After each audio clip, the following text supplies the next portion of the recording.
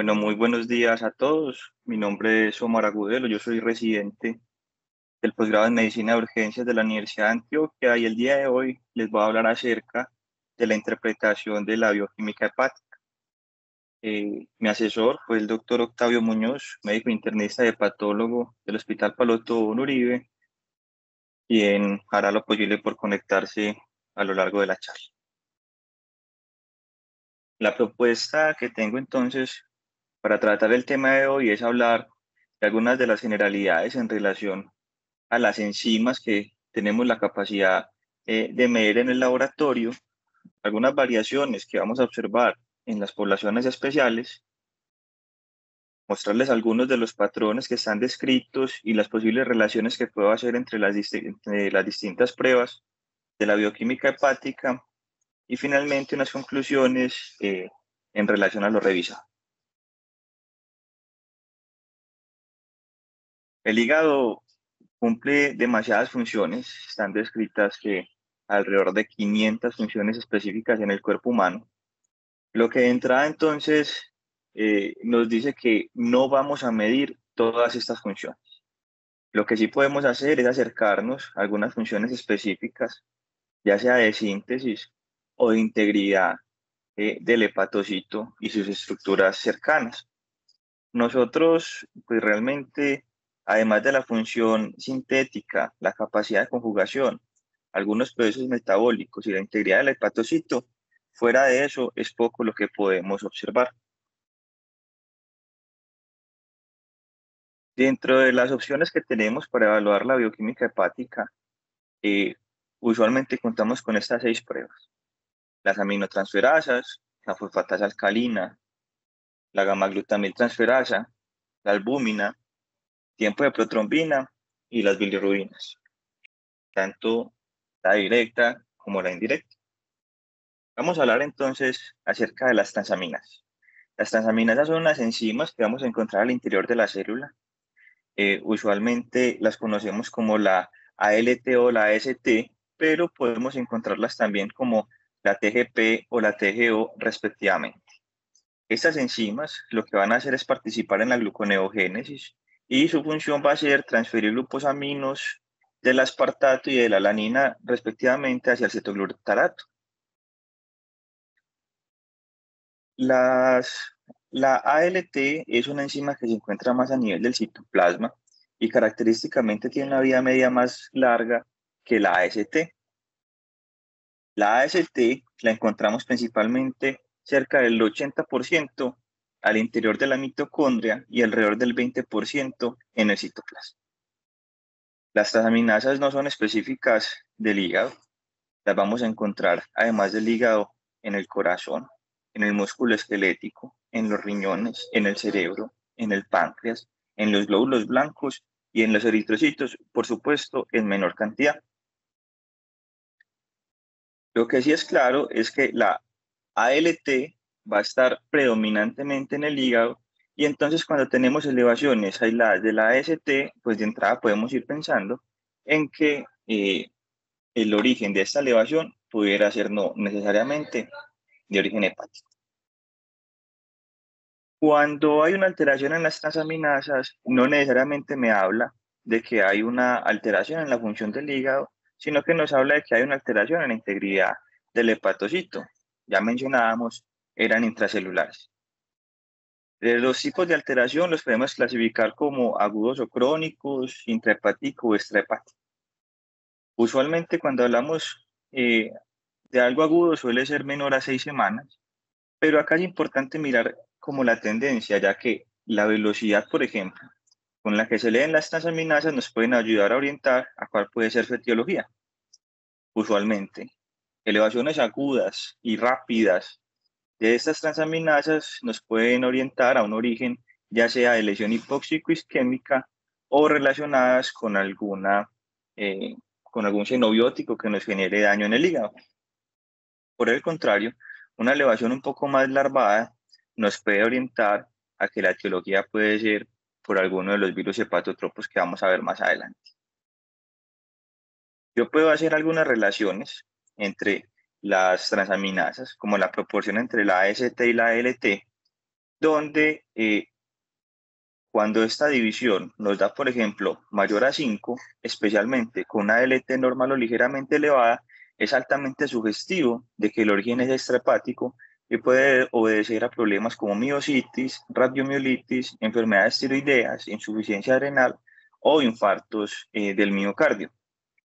Por supuesto, tendré que correlacionarlo con sus respectivas pruebas complementarias, ya sea una CPK, una troponina, unos autoanticuerpos, etc. También puedo hacer una relación entre la ALT y la deshidrogenasa láctica, donde se ha descrito que cuando encuentro valores menores a 1.5, me indica que ese daño hepático agudo puede ser de origen cardiogénico con una sensibilidad del 94% y una especificidad del 84%. En esta gráfica quiero mostrarles cómo, a medida que va aumentando esos niveles de las aminotransferasas, me pueden orientar a una etiología o a otra. Miremos cómo cuando estamos en el rango de normalidad, y ahorita voy a hablarles un poco más de eso, en la columna azul oscura, podemos encontrar cómo en el tope de esa normalidad, incluso ya pueda estar en el rango de una cirrosis hepática o de una hepatitis crónica. Y aquí, de una vez les voy hablando de la importancia de hacer una adecuada interpretación de los resultados en un contexto clínico adecuado.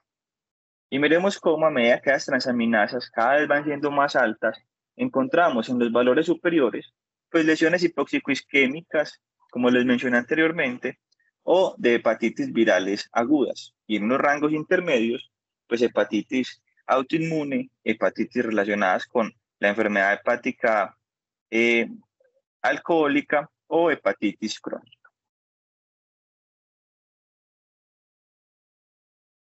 Ya pasando entonces a las bilirrubinas. Recordemos que las bilirrubinas salen de ese catabolismo del grupo M que inicialmente inicia en el macrófago.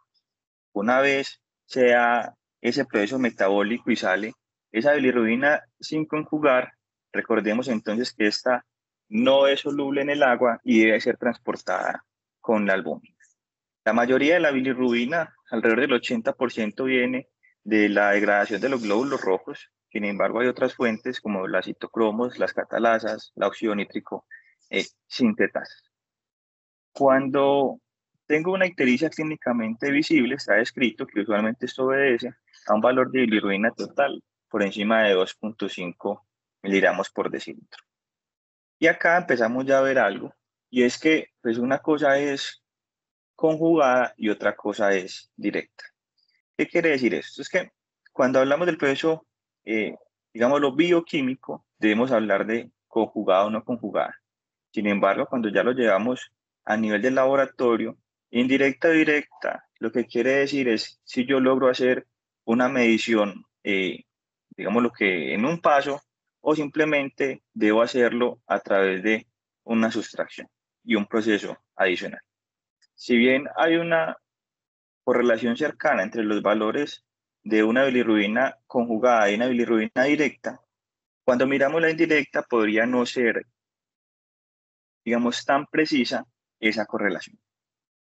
Cuando tenemos elevaciones de la bilirrubina directa, usualmente esto obedece a problemas relacionados con colestasis o con daño hepatocelular, mientras que cuando tenemos elevaciones de la bilirrubina indirecta, pues son tres las grandes fuentes que vamos a tener, ya sea que hay un aumento en la producción de bilirrubina, una disminución en su absorción o una disminución en su conjugación. Y acá lo que me pareció interesante es que, pues, si bien a mí me dan el valor de una bilirrubina total, una directa y una indirecta, está descrito que cuando yo trato de definir cuál es el patrón predominante, no necesariamente es más del 50%. Está descrito que si la fracción de bilirrubina total es mayor al 30% del valor de la bilirrubina total, podríamos estar hablando de colestasis. Existen entonces muchas causas de hiperbilirrubinemia y las podríamos entonces clasificar como a expensas de la directa o a expensas de de la indirecta. Y en relación a las expensas de la directa podemos encontrar diferentes fuentes. ya sea entonces por una colestasis extrahepática, usualmente patologías que me generan obstrucción en esa vía biliar, como por ejemplo una coledocolitiasis, algún tumor, entre otras. A nivel intrahepático, entonces ya sea por causa de una infección viral secundaria al alcohol, secundaria a a la esteatohepatitis no alcohólica, también me pueden generar colestasis que se traduce finalmente en un aumento de esta bilirrubina directa. Y también en algún grado la lesión hepatocelular. Cuando pasamos entonces a mirar las causas extrahepáticas de colestasis, esas podemos encontrar principalmente por tumores, infecciones, colangiopatía o pancreatitis. Y cuando miramos en la tabla de la derecha las causas intrahepáticas de colestasis, encontramos entonces una lesión hepatocelular aguda o crónica, y ya otras causas como multifactoriales, misceláneas, endocrinas o infiltrativas o por enfermedades granulomatosas. Acá realmente, más que ponerme a detallar cada una de las causas de estos subgrupos, lo que quiero resaltar es que son múltiples los diagnósticos diferenciales cada vez que nos enfrentamos al análisis de una hiperbilirubinemia a expensas de la directa, por ejemplo, en estos escenarios donde analizamos la colestasis. Cuando pasamos ya a mirar las causas de la hiperbilirrubinemia indirecta, tenemos entonces aumento de la producción de bilirrubina, como lo veíamos anteriormente, especialmente por hemólisis, ya sea de orden intravascular o extravascular, problemas para la reabsorción de esa bilirrubina o problemas para la conjugación. En relación a los problemas con la recaptación, pues usualmente son de orden congestivo, como por ejemplo en la falla cardíaca. Y ya problemas para la conjugación muchas veces son alteraciones genéticas debido a deficiencias en el funcionamiento o en la presencia de algunas enzimas.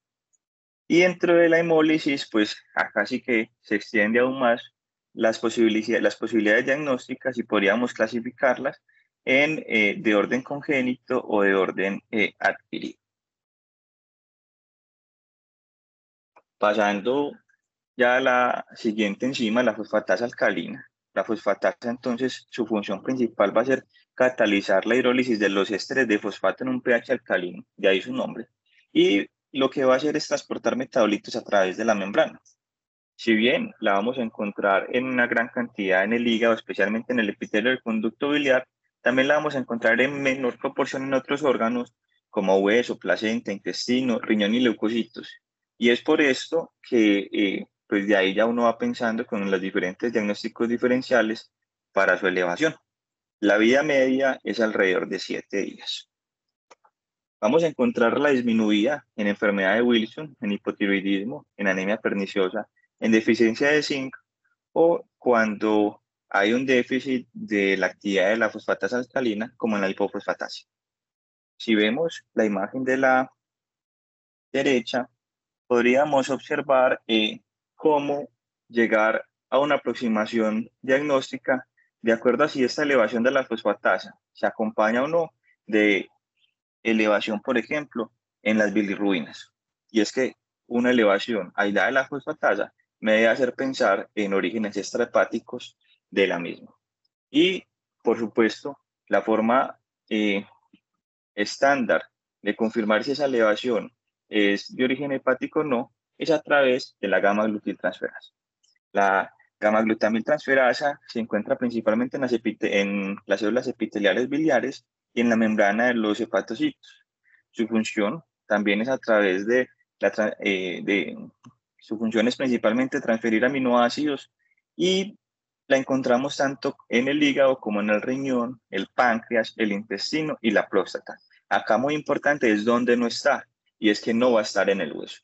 Y ya vemos entonces que la fosfatasa alcalina, uno de los grandes diagnósticos diferenciales para su elevación extrahepática, es cuando su origen es en hueso. Entonces, cuando tenemos una elevación de la fosfatasa alcalina y una elevación de la gamma-glutamil, podemos entonces, con un aceptable grado de certeza, pensar que su origen va a ser hepático. No así cuando tengo una elevación de la fosfatasa y una gamma-glutamil en rangos normales. La gamma-glutamil, realmente si pensamos desde un punto de vista costo-efectivo, no debería ser utilizada de forma rutinaria y deberíamos limitarla, según algunos expertos, para la confirmación del origen de la elevación de la fosfatasa alcalina. Una vez documentada su elevación, pues realmente no sería útil hacer un seguimiento en las variaciones que tenga en el tiempo esta enzima, ya que no tiene ninguna correlación clínica. Y podríamos ver su elevación explicada también por el uso de anticonvulsivantes y algunos anticonceptivos. Las enzimas anteriores entonces nos ayudaban a mirar la integridad del hepatocito, a tratar de definir si su origen era hepático o extrahepático, pero ahora vamos a mirar algunas enzimas que nos van a evaluar la capacidad de síntesis. Y es que la albúmina, al producirse exclusivamente en el hígado, va a ser un buen marcador de la misma. Dentro de sus funciones, va a ser mantener la presión oncótica intravascular y nos va a ayudar a transportar diferentes elementos a través de la sangre. Su vida media es prolongada, miren que puede llegar a ser hasta de 3 semanas y es un reactante de fase aguda negativo. Lo vamos a ver disminuido en condiciones como la sepsis, síndrome nefrótico porque se va a perder, desnutrición y problemas o pérdidas más bien a nivel gastrointestinal. Así que otro elemento que nos va a ayudar a evaluar la síntesis del hígado va a ser el tiempo de protrombina. Nos va a ayudar a evaluar esa vía extrínseca, a mirar la conversión de protrombina en trombina y que va a depender en gran parte de la absorción o de los niveles de vitamina K. Usualmente su interpretación va a ser en relación al control. Está definido que alrededor de un 20% por encima del tiempo del control ya se considera prolongado, o cuando miramos el INR y este se encuentra superior a 1.5. Miras que la vida media de ese tiempo de protrombina es de alrededor de un día, entonces de una forma, digamos, más temprana, podría yo observar alteraciones en la capacidad de síntesis de la capacidad de síntesis del hígado. Usualmente este TP lo vamos a poder ver prolongado ya sea por colestasis o por insuficiencia hepatocelular. En el caso de la colestasis, la prolongación del TP se va a dar por una inadecuada absorción de la vitamina K que pudiera eventualmente corregirse con la administración de vitamina K. Sin embargo, si la prolongación se debe a que hay una insuficiencia hepatocelular, ya sea por una lesión aguda o crónica, pues realmente acá la vitamina K no nos va a ayudar a solucionar el problema y dado que las células del hígado pues van a estar afectadas. Cuando revisamos en la literatura valores de referencia, vamos a encontrar, digamos que, múltiples opciones que si bien van a ser parecidas, podrían no ser todas idénticas. Y es que va a haber acá una variabilidad importante, por ejemplo, a nivel del laboratorio, el reactivo que estemos utilizando para medir cada una de estas pruebas. Adicionalmente, los valores de normalidad están definidos en diferentes poblaciones. No es lo mismo la población asiática que la población del Pacífico. Y de igual manera, los valores van a variar un poco entre hombres y mujeres, sin que finalmente esto termine siendo muy significativo al momento de llevarlo a nuestra práctica clínica. Adicionalmente, los valores van a variar dependiendo de la condición específica que yo esté analizando. Y es que en los contextos, por ejemplo, de hepatitis B, los valores de corte de normalidad para las transaminasas van a ser más bajos que los que estamos observando acá. No así cuando, por ejemplo, nos enfrentamos a la evaluación de un análisis de chequeo de rutina, un chequeo ejecutivo, por ejemplo, de la función en escenarios, por ejemplo, de promoción y prevención de la salud, en evaluaciones ambulatorias. Y es que cuando nos enfrentamos a una prueba diagnóstica, pues definitivamente tenemos que estar acompañados de una adecuada correlación de la condición clínica del paciente. Los resultados anormales en pacientes asintomáticos no siempre van a indicar enfermedad y en ocasiones se van a poder ver alterados, como vimos, por condiciones extrahepáticas. Si nos cogieran a todos y aleatoriamente nos hicieran pruebas de bioquímica hepática, en alrededor del 10 al 20% podríamos encontrar por lo menos una alteración. Y ese número va a ir aumentando si tenemos algunos factores de riesgo como obesidad, diabetes o hipertrigliceridemia. También está claro que condiciones como la hospitalización o el ejercicio extenuante van a aumentar de una forma estadísticamente significativa los valores de algunas enzimas como las transaminasas o la GGT. Sin embargo, a pesar de que sean estadísticamente significativas estas elevaciones, pues no terminan siendo clínicamente significativas, ya que para algunas condiciones describimos que elevaciones superiores, por ejemplo, a 3 veces el valor de normalidad, 5 veces el límite superior, 10 o más veces. Entonces, quiero recordarles que cuando hablamos de pruebas diagnósticas, vamos a utilizar algunas medidas de probabilidad, donde encontramos sensibilidad, especificidad, valor predictivo positivo, valor predictivo negativo del LR, y que para poder hacer un mejor uso de estas pruebas, traigo a colación acá el monograma de Fagan, donde definitivamente nos dice que el mejor rendimiento de una prueba va a ser en escenarios donde tengo una buena una prevalencia importante de la enfermedad y adicionalmente parto de una probabilidad pretest alta, y en ese escenario es en el que yo tendría un mejor rendimiento. Si bien nosotros en los escenarios de urgencias vamos en la gran mayoría de los casos a enfrentarnos a alteraciones en la bioquímica hepática, en el contexto de pacientes que van a tener un motivo de consulta que nos llevó a solicitar de una forma racional estos exámenes, pues en algunas ocasiones podríamos encontrarnos con pacientes que por alguna otra razón se habían realizado estos exámenes de forma rutinaria o por alguna otra causa, y tenemos que darle entonces una adecuada interpretación a dichos valores. Y es que vamos a observar cómo múltiples diagnósticos diferenciales me van a elevar las transaminasas en pacientes incluso que pudieran estar asintomáticos o con síntomas leves. En el caso, por ejemplo, de la enfermedad hepática no alcohólica, la prevalencia de alteraciones en la bioquímica hepática en la población general podría ser hasta del 35%. Y miren cómo esa prevalencia va aumentando cuando incluye factores de riesgo como diabetes, obesos o hipertrigliceridemia. Dentro de otras causas que me expliquen esa alteración en las pruebas de la bioquímica hepática, vamos a encontrar aquellos pacientes que cursen con una enfermedad hepática alcohólica, con hepatitis virales, otras causas como por ejemplo lesiones asociadas a medicamentos, lesiones de origen autoinmune o lesiones de depósito como la hemocromatosis o la enfermedad de Wilson. ¿Y qué pasa? Pues se ha descrito que si yo bajo los umbrales de ese valor de referencia de normalidad, podría tener una mayor sensibilidad para capturar alteraciones que son subclínicas, como muchas de estas que yo estoy mencionando. Sin embargo, pues se ha descrito que esto lleva a un aumento en los costos, a un aumento en el número de imágenes diagnósticas y de procedimientos que terminan muchas veces, por ejemplo, en biopsias hepáticas, sin que haya un claro beneficio en bajar esos umbrales, desde el punto de vista pues, de costo-efectividad. Vamos a ver que algunas poblaciones especiales y dada la localización de algunas enzimas que ya vimos, van a tener algunas alteraciones.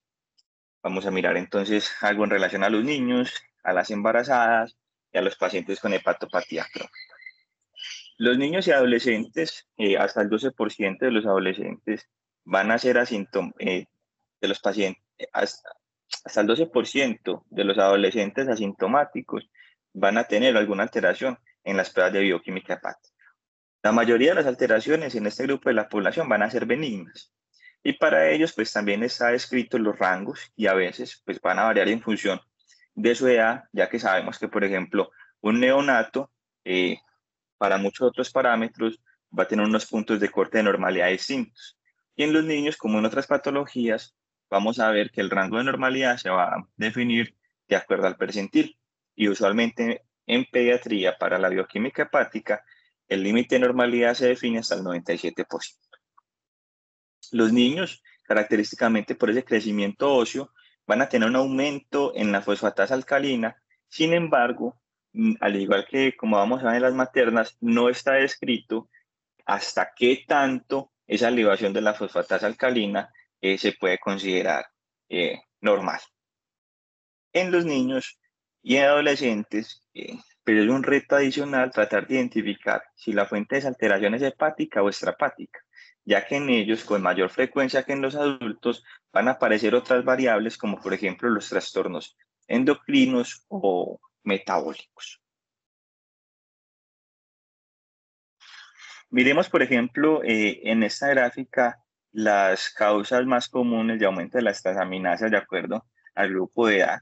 A la izquierda, los más pequeñitos, a la derecha, los más grandecitos. Y vamos a ver entonces cómo, por ejemplo, en los más grandecitos, la enfermedad hepática grasa no alcohólica empieza, sobre todo en los países que tienen una mayor cantidad de niños obesos, a ser un factor de riesgo muy importante.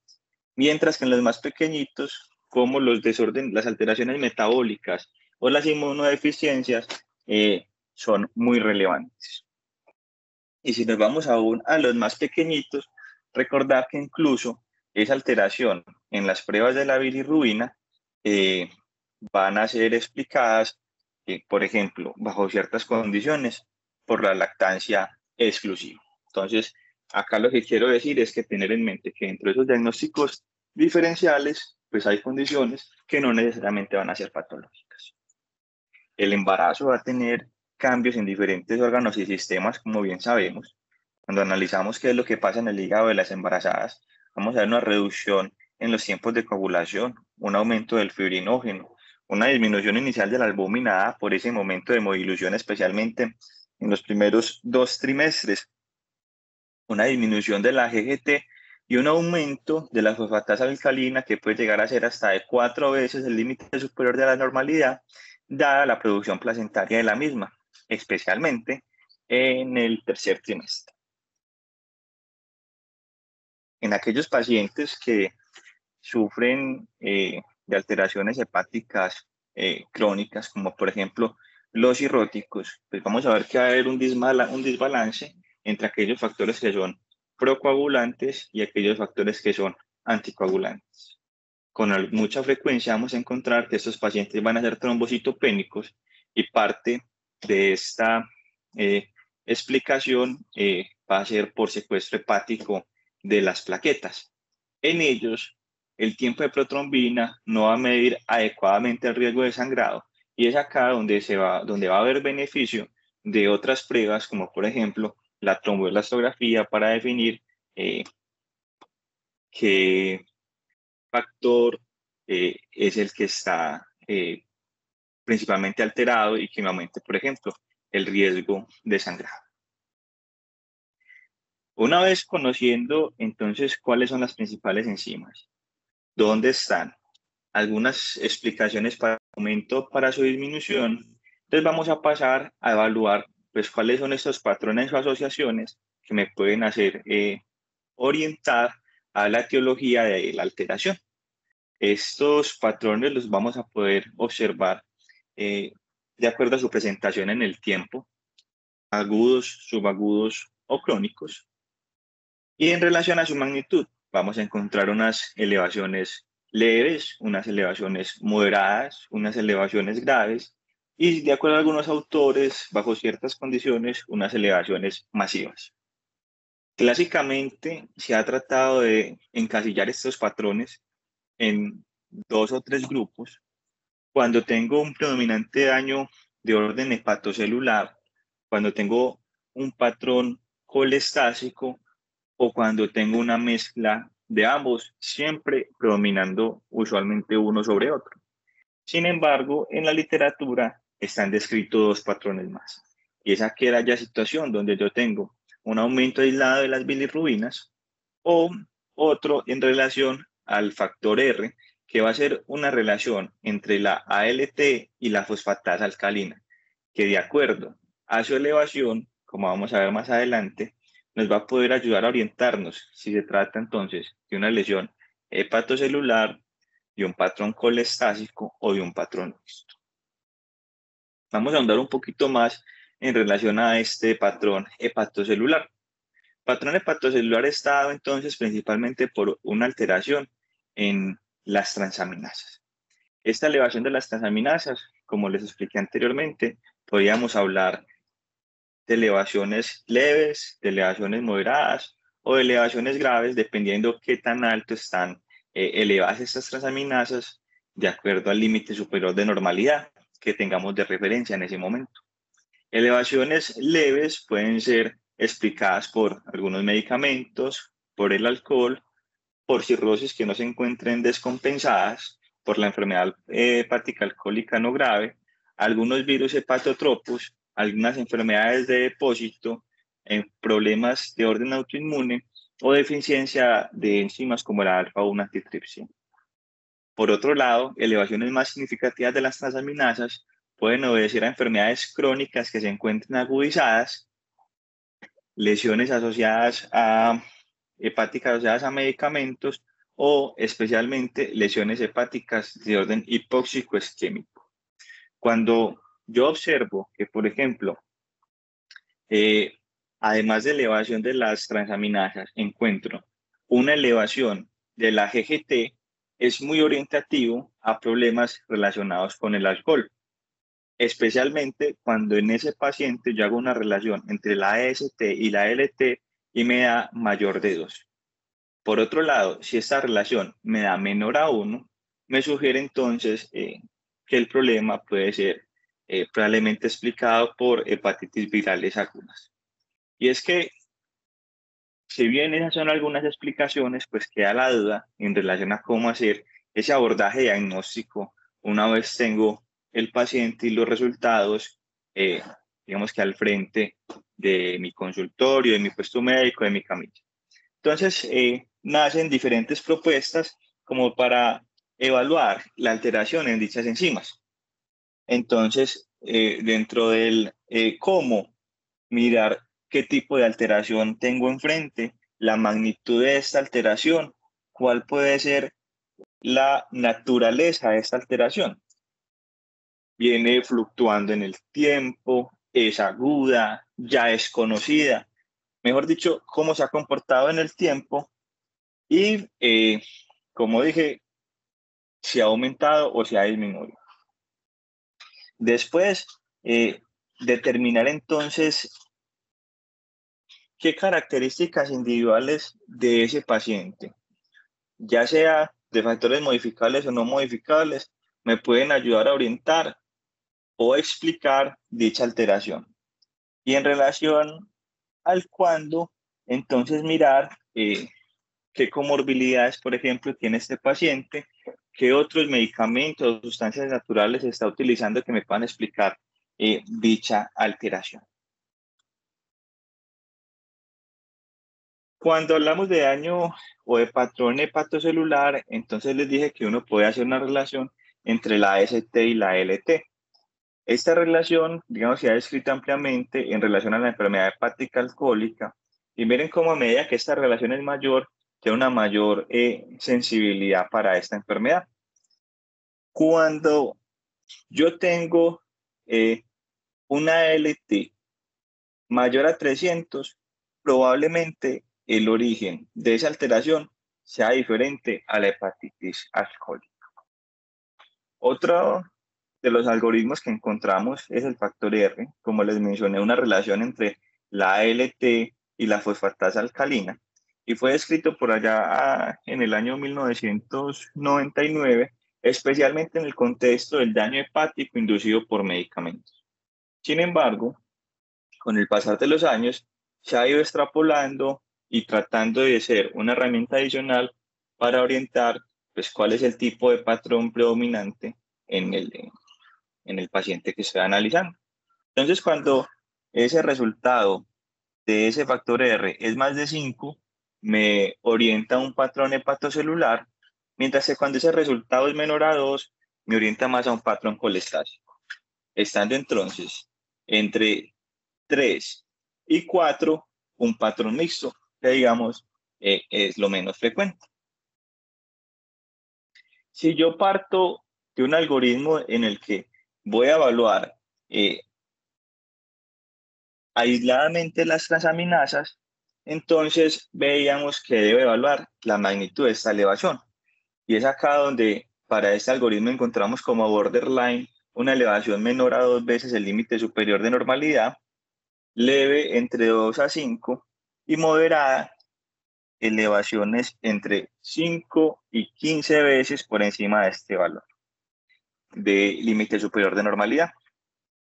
Como pueden ver, independiente de qué tan elevada esté, pues siempre debe acompañar ese resultado de laboratorio de una adecuada anamnesis, de un adecuado examen físico.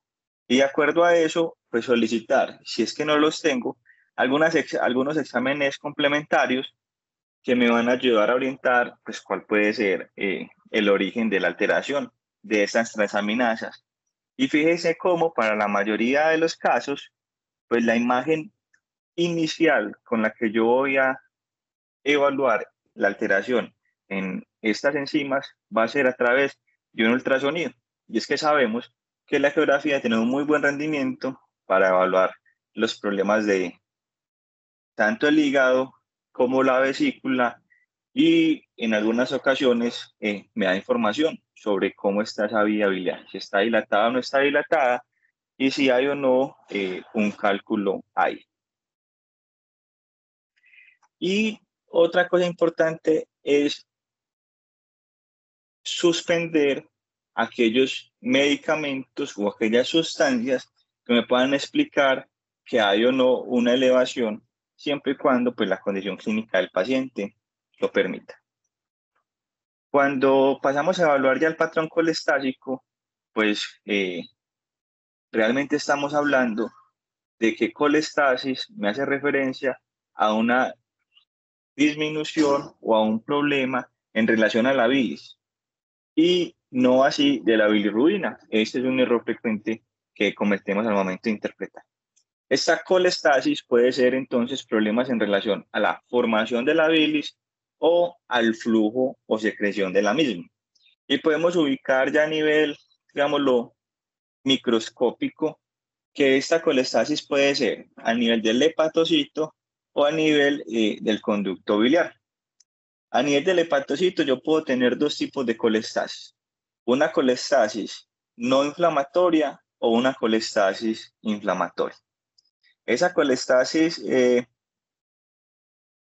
se va a traducir, o más bien, me lo podría explicar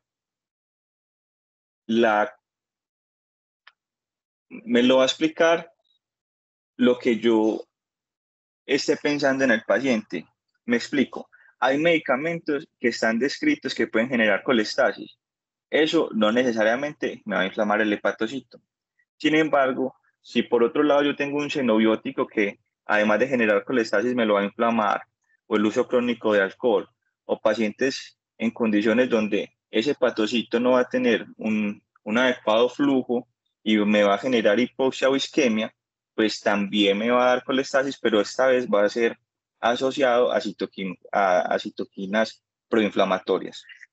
Por otro lado, a nivel del conducto biliar, yo también puedo tener problemas ya sea en los conductos pequeños o en los conductos más grandes. Y es acá entonces donde juega un papel importante tanto la cirrosis biliar primaria como la colangitis esclerosante primaria o, por qué no, en los grandes, en el conducto biliar más grande, cálculos. Como les expliqué anteriormente, colestasis no es igual a hiperbilirrubinemia, pero si tuviéramos que relacionarla con algo, probablemente con alguna de las pruebas que estábamos analizando, probablemente la que tengamos entonces que correlacionar acá sea la fosfatasa alcalina.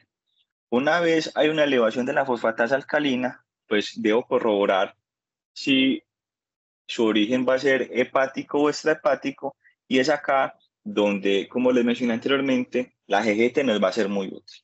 Una vez confirmo que hay una elevación tanto de la fosfatasa alcalina como de la GGT, entonces trato de ubicar a mi paciente en alguna de estos espectros clínicos. Entonces, ya sea en relación a medicamentos, a enfermedades autoinmunes, a una clínica de un, por ejemplo, cólico biliar, a un síndrome constitucional que me sugiera alguna malignidad, o simplemente en un punto donde no logro entender por qué hay elevación de ambas enzimas. Probablemente entonces, dependiendo del contexto clínico, yo lo que necesitaré es complementar con algunos exámenes de laboratorio, ya sea entonces evaluar algunos autoanticuerpos o más bien una imagen complementaria, ya sea una ecografía, una colangioresonancia contrastada o una CEPRE, o en algunos casos incluso una biopsia hepática. Si tratamos de coger la alteración en la bioquímica hepática desde un enfoque basado en la ictericia, desde el servicio de urgencias, pues va a ser muy importante entonces, como en todo paciente en el servicio de urgencias, hacer una evaluación inicial, determinar que el paciente, digamos, está en una condición estable que me permita ahondar en sospechas diagnósticas, realizar entonces una evaluación desde las ayudas diagnósticas para tratar de ubicar al paciente, digamos que en estos tres grandes escenarios. Un escenario donde hay una hiperbilirrubinemia a expensas de la directa, además de eso un aumento de la fosfatasa alcalina y la GGT, donde probablemente entonces bajo este escenario se trate de un proceso obstructivo. Otro escenario es donde hay, si bien un aumento de la bilirrubina directa sobre la indirecta, hay un leve aumento en la fosfatasa alcalina, hay un aumento importante en las transaminasas y que esa relación entre la AST y la LT me hace pensar de que puede haber un proceso, sobre todo hepatocelular en este caso. Y por otro lado, donde yo encuentro un aumento de la bilirrubina, pero a expensas de la indirecta, donde voy a encontrar las otras pruebas de la bioquímica hepática normales, pero este paciente entonces va a tener signos de complementarios de hemólisis, como la anemia, el aumento de los reticulocitos o los hallazgos de hemólisis en el extendido de sangre periférica, donde entonces acá debo pensar en un proceso hemolítico o de alteraciones en el proceso de la formación de los glóbulos rojos. Y de acuerdo entonces al escenario al que yo me encuentre, vamos a ver cómo, si pienso que el problema es obstructivo, lo que yo debo solicitar es una ecografía, probablemente inicialmente. Si creo que es algo hepatocelular, pensar en causas graves, porque recordemos que dentro de nuestro modelo mental no solo tenemos que pensar en lo más grave, sino también en lo más frecuente. Y por lo menos para la literatura americana, ellos tienen un umbral muy bajito para pensar en intoxicación por acetaminofén, por ejemplo. Y si se trata entonces de un escenario donde pienso que es hemólisis complementar estudios, como por ejemplo, dependiendo ya del hallazgo específico, si me hace falta una aptoglobina, calcular el índice de corrección de los reticulocitos y si es necesario o no, por ejemplo, una transfusión. Insisto, va a depender específicamente del escenario al que yo me esté enfrentando. Y finalmente, pues traigo este algoritmo donde vamos a evaluar pues cada una de las posibles condiciones más frecuentes, cuál sería el resultado al momento de evaluar sus transaminasas, su fosfatasa, su GGT, su bilirrubina o alguna otra correlación que nos pueda ayudar a orientarnos si se trata o no de dicha condición. Es entonces como, por ejemplo, en la hepatitis alcohólica vamos a tener un aumento de las transaminasas, un aumento leve de la fosfatasa y la glutamil, perdón, y acá va a ser muy importante esa relación entre la AST y la ALT. Por otro lado, condiciones como la colestasis, voy a tener un aumento de la fosfatasa, de la GGT y de la bilirrubina, y probablemente la relación que vamos a encontrar entre la ST y la LT sea menor a 1.5. Ya para finalizar entonces, quiero concluir que interpretar estas alteraciones en la bioquímica hepática va a ser un reto porque pues, va a variar mucho de cuál fue el motivo de consulta de ese paciente, cuál es el escenario el que me estoy encontrando, cuál fue la velocidad y el tiempo de evolución de dicha alteración, y la gama de diagnósticos diferenciales es muy amplia, al igual que el algoritmo que yo vaya a utilizar. Finalmente, no hay un algoritmo mágico que me ayude de acuerdo a los resultados a llegar a la conclusión del paciente, y es entonces por lo que es muy importante realizar una adecuada correlación entre la clínica y la bioquímica hepática, pero también vimos que hay que hacer otras pruebas que no necesariamente son hepáticas para tratar de orientar a cuál puede ser la mejor explicación de la alteración de ese paciente, tanto en escenarios urgentes como en escenarios no urgentes. Ni manos levantadas, pero mientras se van animando, Omar, para uno siempre se vuelve muy complejo porque esto es como parte de la medicina interna, ¿cierto? Y para uno a veces no resulta, o por lo menos para la forma de pensar de uno, no resulta fácil la interpretación desde las pruebas diagnósticas, sino al revés, desde un cuadro clínico, ¿cierto? En general, ¿qué es el trabajo nuestro? Y creo que cuando uno se acerca a este tipo de dificultad siempre debería tener como un punto de referencia de dónde, como de dónde orientarse, de dónde tener una brújula que lo guíe hacia un lado, ¿cierto? No enfrentarlo eh, como tal, como desde la ayuda diagnóstica como tal. Me parece muy complejo, la verdad. No sé cómo lo ves, tú te revisaste el tema desde tu opinión. Profe, gracias por participar. Total, yo creo que si nos entregaran una prueba de laboratorio aislada, eh, probablemente uno logre ubicarse en si se trata de un problema a nivel de colestasis o hepatocelular. Sin embargo, es la clínica, profe, la que a nosotros nos orienta inicialmente, especialmente a nosotros, porque es que vamos a ver que es que unos anticuerpos antimicrosomales, unos anticuerpos antimúsculo liso, nosotros no los vamos a tener de una forma expedita, diferente a unas transaminasas, a una fosfatasa, a una TGT. Entonces yo creo que en nuestro ejercicio esa aproximación inicial termina siendo de alguna forma limitada desde la oportunidad en el resultado del laboratorio. Y yo creo que es por eso que no nos sentimos como tan familiarizados.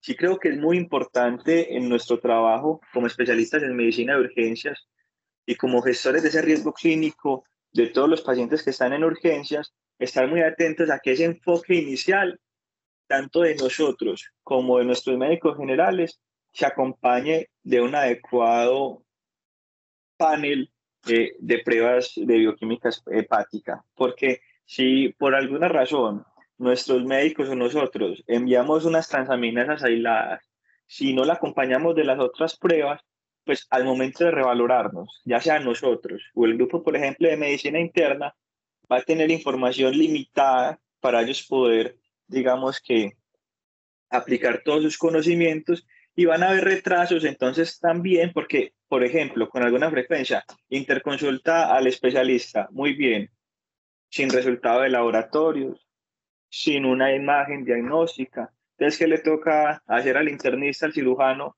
en el contexto clínico que queramos poner? Pues realizar una nueva solicitud de exámenes que no son muy avanzados. Estamos hablando de solicitar entonces una ecografía hepatobiliar, de solicitar entonces un extendido de sangre periférica, de complementar las bilirrubinas. Entonces yo creo que ahí es donde nosotros debemos estar muy atentos. Nuevamente, volviendo a la esencia como de lo básico, hacer muy bien ese trabajo inicial, ese enfoque, esa solicitud de ayudas diagnósticas con un pensamiento racional para que nosotros u otras especialidades puedan continuar ese proceso diagnóstico. en algunos casos la clínica de una colecistopatía es muy clara, en otras no lo es tanto. Entonces, de nosotros depende ese enfoque inicial y esa solicitud de las ayudas diagnósticas pertinentes. Sí, completamente de acuerdo. Hay una cuestión que uno tal vez no lo mira como tal, cuando va a aplicarlo a la vida real, pero realmente este enfoque basado en el cuadro clínico y en los datos que el paciente va dando, pues resulta, por lo menos en el caso nuestro, demasiado relevante. Es innegable para uno como la gravedad que puede representar el error en la interpretación de cualquiera de estas pruebas, ¿cierto? Pues uno de los últimos casos que hemos tenido fue un paciente joven con interpretación de enzimas hepáticas y fue manejado como una posible hepatitis, pero realmente cuando uno mira el caso hacia atrás, fue un paciente que debió haberse pensado en otras condiciones y finalmente fue un caso de mortalidad. Entonces, y el paciente resultó por allá con una falla cardíaca de presentación aguda en un paciente joven y su primera presentación inicial fue como si fuera un daño hepático, ¿cierto? Entonces, estando realmente afectado más bien su parte cardíaca. Entonces uno dice, realmente sí toma relevancia cuando uno no tiene una brújula adecuada en medio de estos contextos, ¿cierto?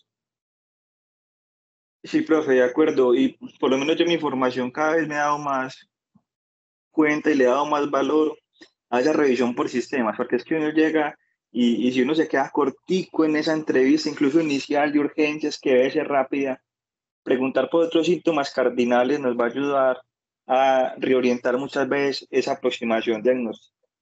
Y es que si yo solo tengo en mi gama de diagnósticos diferenciales colecistopatía, pues para mí todo van a ser cálculos en la vesícula. Pero si yo pienso que, y tengo claro que existen otras condiciones que van a cursar con síntomas similares, probablemente se me van a pasar menos. Como en todo hay una cadena de errores, ¿cierto? Y probablemente en la aproximación de ese paciente hubo retrasos o fallas a nivel individual y de sistema. Pero yo creo que estar atento a esos detalles, sobre todo nosotros desde urgencias, nos va a ayudar a capturar rápidamente ese paciente que tiene una condición grave y que probablemente sea inusual. Es que a nosotros nos toca lidiar mucho con eso. Vemos el espectro de la enfermedad desde lo más común y ocasionalmente nos llega a las presentaciones más graves y menos frecuentes. Entonces creo que ahí está el reto, profe. De uno, muchas gracias. En este momento no, ya revisé el chat, no veo preguntas. Y, sí, perdón. Hay una pregunta y es de César. Dice, buenos días, gracias y felicitaciones. ¿Cómo correlacionar el perfil lipídico con las pruebas de función hepática?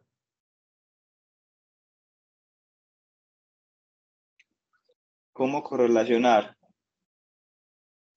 Pues Pues ahorita se me ocurre es que pues hay algunas condiciones como por ejemplo la pancreatitis, donde yo en el proceso diagnóstico de tratar de encontrar la etiología y alguna explicación podría ser la hipertrigliceridemia, pero no sé si de pronto por allí va la pregunta o si de pronto pueden formularla de otra manera.